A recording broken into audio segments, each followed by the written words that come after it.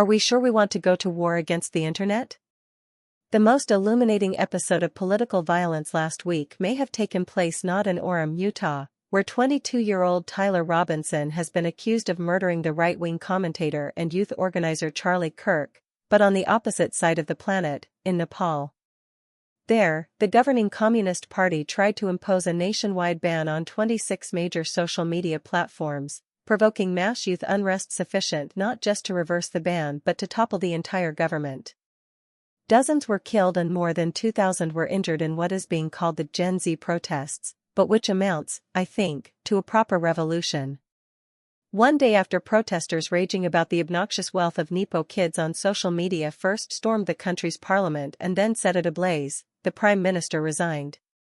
By the end of the week, an interim prime minister had been selected via Discord. This is not what the politics of the internet look like in America. But neither are those politics as placid as they once seemed, when a decade ago Silicon Valley was poised to succeed the financial class as the country's natural and somewhat apolitical elite, conceiving and building out its own vision of the future mostly unrestrained by opposing forces. Back then, to paint a simplistic picture, the internet loomed like an unstoppable teleological force. Those raising objections looked like finger-wagging moralists or Luddites fighting foolishly against the future. The country had abandoned the fantasy that the internet would be a left libertarian utopia, but Americans still tended to think the system was run by global corporate behemoths operating somewhat beyond democratic control. Today? I think we are ready, or very near ready, my colleague Ezra Klein observed in January, for true backlash. The TikTok ban was passed into law last year with overwhelming bipartisan support, by votes of 352 to 65 in the House and 79 to 18 in the Senate, and was affirmed in January by the Supreme Court. The social psychologist Jonathan Haidt has become a rare kind of heroic modern evangelist by campaigning against smartphones. And almost every week now, it seems, we read about a new social malady for which to blame them: neuroticism and mental illness, political polarization and global populism, fertility decline and apocalypticism, nihilism and despair, and the political violence it sporadically produces.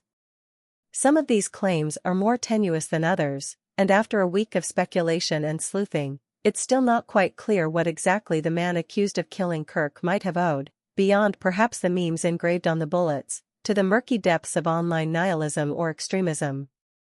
But each claim, as it comes, adds to an emergent meta-narrative about the country's apparent crack-up. The internet did it, and continues to do it. Social media is destroying our civilization, the liberal economics commentator Noah Smith declared last week, even before the shooting. We need a great firewall, that is, an American equivalent of the quasi-totalitarian Chinese policy of state censorship. On Friday, while announcing Robinson's arrest and the end of the manhunt for Kirk's shooter, Utah's governor, Spencer Cox, took the time to deliver an extended homily concerning the pathologies of the internet. Social media is a cancer on our society right now, he declared. And I would encourage people to log off, turn off, touch grass, hug a family member, go out and do good in your community. Over the weekend, Cox returned to the subject again and again, a Republican governor acknowledging left-wing aspects of the suspect's politics, but choosing to emphasize instead the online world in which he understood Robinson to have really come of age.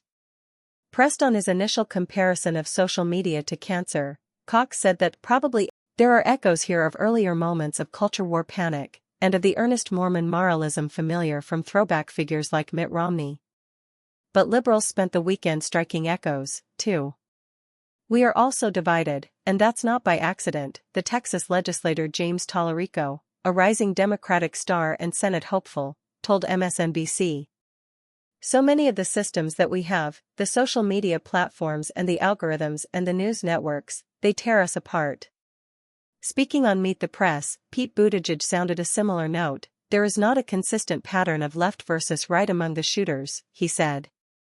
But there is a pattern where we see so many of these people are men, usually young men, who seem to spend more and more of their time in dark and twisted corners of the internet. In truth, the partisan pattern of recent violence isn't that illegible. Most researchers agree that right-wing violence is more common in America, though some suggest that the left-wing share has been growing in recent years. On Tuesday, when Luigi Mangione appeared in a Manhattan court, where the two most serious charges against him were dropped, it was a reminder of the online culture often derided as the Luigi left.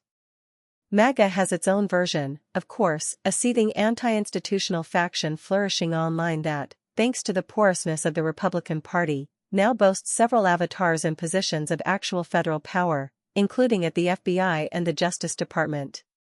As the immediate shock of the shooting gave way, many in the administration pledged an aggressive crackdown on the left, conducted in Kirk's name and targeting not just the shooter and those who might have conspired with him but also a wide swath of liberal and progressive institutions and almost anyone they felt had posted the wrong way online. But the country's establishmentarian faction, its radical center, also appears increasingly uncomfortable with a hands-off approach to the online world, no longer merely lamenting the commodification of once-free virtual space or hand-wringing about exploitative algorithms on the big platforms but entertaining the proposition that the internet was a mistake, at least in large part, and considering what kind of politics and policy might be built around broad unease with it.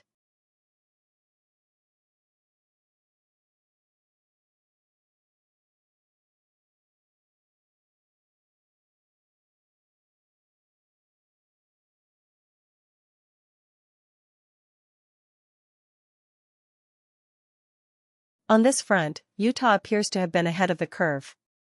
The state declared pornography a public health crisis in 2016, back when doing so made it look like a prudish caricature. By the time it enacted an age verification law in 2023, effectively forcing Pornhub to withdraw from the state, the nationwide movement to limit pornography had already made Utah look like a kind of vanguard. Today, 24 other states have passed similar laws, which the Supreme Court affirmed by a 6-3 vote in June, and a similar backlash is now underway against online gambling, which is illegal in the country's largest state, California.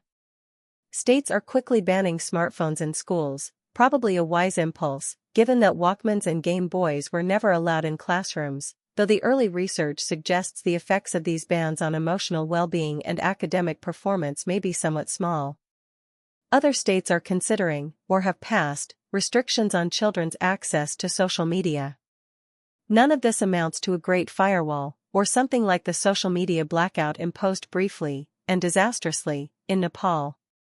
But it does represent one front in an intensifying fight for the internet, in which social media no longer looks like a tool of partisan persuasion but the political terrain itself.